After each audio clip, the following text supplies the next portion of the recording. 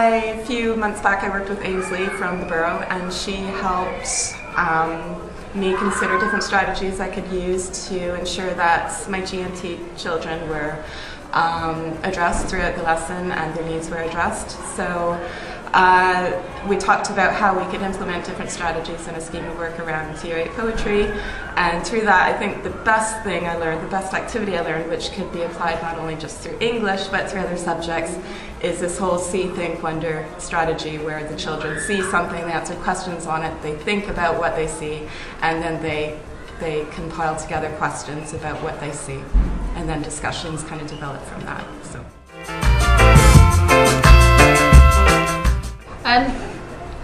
Kate and I decided to collaborate together as art teachers, think about what we could introduce for the G&T within our department. We had a meeting with Ainsley from the Borough in December, which is at a point when we were both teaching a scheme of work based on lino printing, and we were looking at how we could develop this through certain learning assessment objectives, thinking about how we could extend the students who are on kind of level 5 heading towards the level 6. So I did it through reduction lino print, thinking about how you can print in 3 layers, whereas the lower students were perhaps only using 1 or 2 layers. And then Kate thought about developing it further. The meeting with Ainsley was quite dramatic, and found it really hard to kind of think of ways of providing for gifted and talented. And we got quite stressed, didn't we? We did. Because it was really difficult. But yeah, then we decided to bring in a digital element and allow the students a bit more freedom with developing their own work, to see if that was kind of stretching a bit further. Some of the things we were doing as well is just changing the starters for lessons, kind of developing the questioning skills of the students, and just giving them a bit more flexibility and freedom.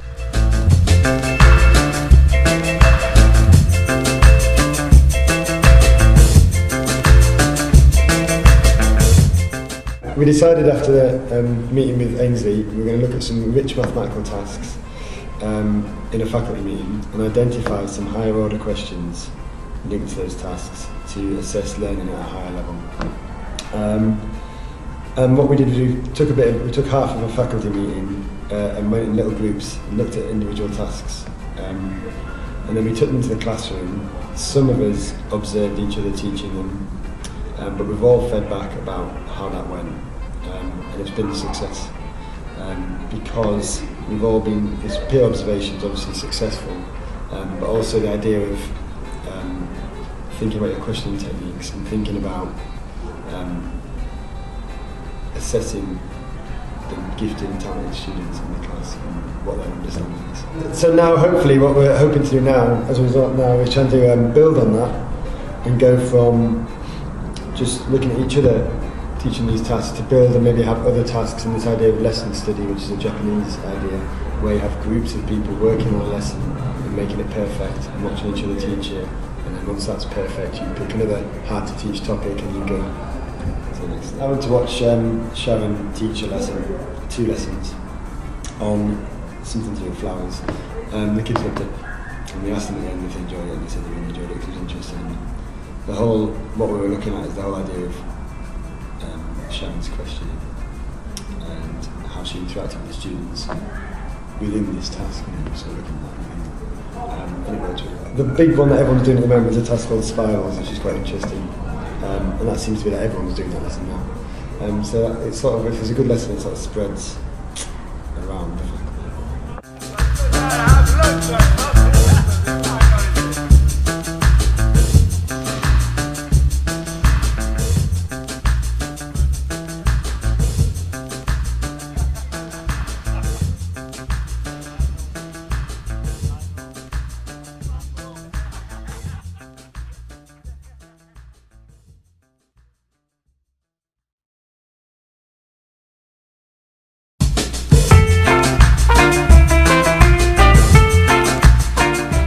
Well, I set up the G&T programme, the Asdan G&T programme, with Rob Walsh's year group, and in the space of 9 months they got the equivalent of 3¼ GCSE B grades, which was really difficult. I know it sounds really easy, but it was really, really hard work because most of it was unsupported. Most of it was done as homework assignments. We take part in activities and we learn new skills, and when we write down, we have essays based on certain things, and when we do that, it gets sent off to the examiner, and if he's happy with the work, we went on different kind of trips, and then we had to write about it and evaluate how we did on different tasks. She helped us out a lot. She gave us our assignments and told us what to do and organised us basically. So quite a good experience. Got up our team building skills and helped us be more sociable with people that we don't usually speak to. I gained new skills which would look good on CVs and personal statements, and helped me become a better team member and more creative, and just develop my knowledge and ideas about the way the world works. It's kind of like mixed with people that their special strength is something different to yours. Same, I got to know about all the different curricula. It's not like it's competitive. Some people think it was, but it's not. It's just like learning, meeting other people and learning more about them, and how everyone has their own different styles and ways of learning. The process has been repeated with Nicola Pankhurst's year group. She's running it, and so far it looks like it's a huge success. They've done the Activities Award with peer tutoring, and they're now doing the Coke Award, and then when they finish that they'll go on and do the wider key skills. Well, good to kind of have that behind you, so you've already got that, and then you move on to like year 10, 11 when there's loads of work anyway. It's better to do it earlier. Kind of a confidence boost.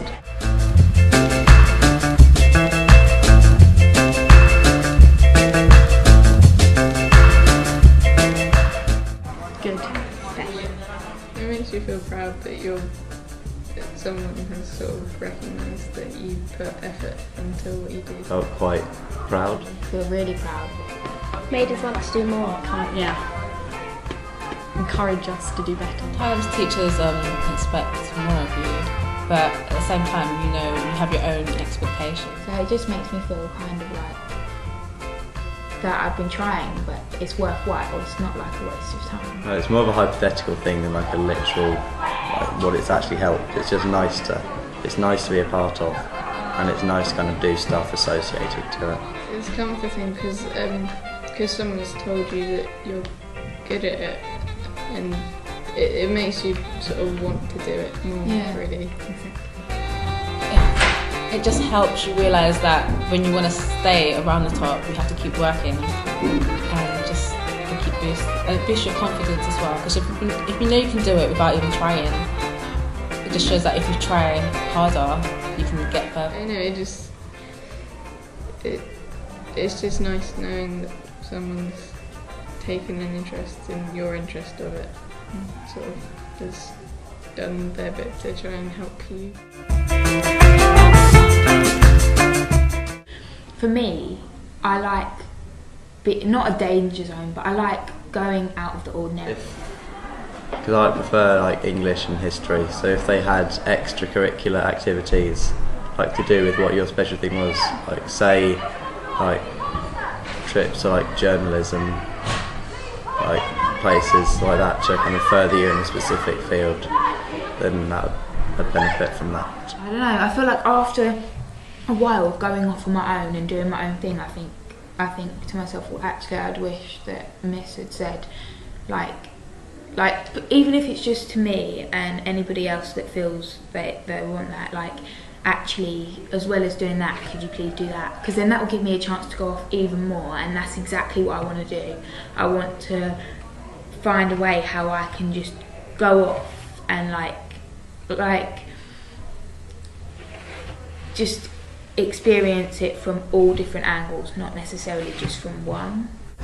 Well, I know in some subjects, like if I finish my work before anyone else, I'm just given extensions which are not really challenging or anything, so I know that the teachers obviously have to do loads of planning for their lessons, but if they could think of more challenging and interesting things for us to do as an extension task, it would who definitely would be helpful. It would be nice to sort of just meet up with all the other people that are gifted and talented, so you can sort of like talk to them and sort of understand and sort of look into like what bits of art they find interesting. And then like they can inspire you, and then you can also inspire others. So like.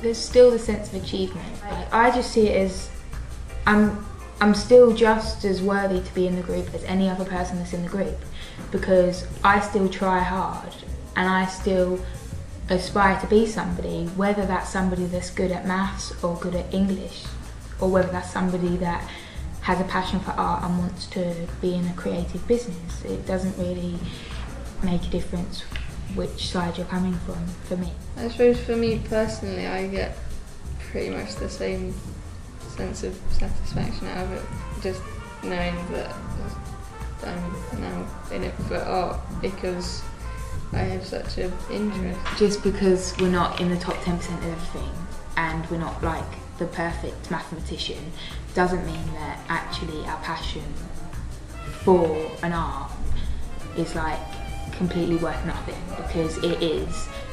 And for us to be accepted in G&T, that would mean so much to many people that actually want to experience art. It will give them a form of like achievement, and that will give them a greater passion to go on and study art further.